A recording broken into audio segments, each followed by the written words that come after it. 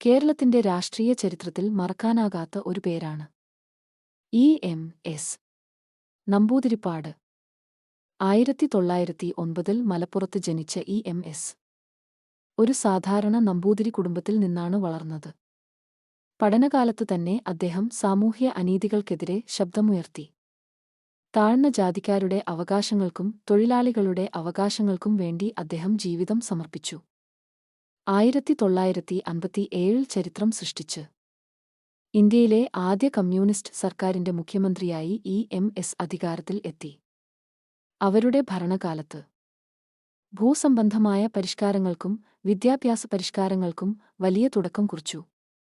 കേരളത്തിന്റെ രാഷ്ട്രീയ ചിന്താഗതിയെ തന്നെ മാറ്റിമറിച്ച നേതാവാണ് ഇ.എം.എസ്.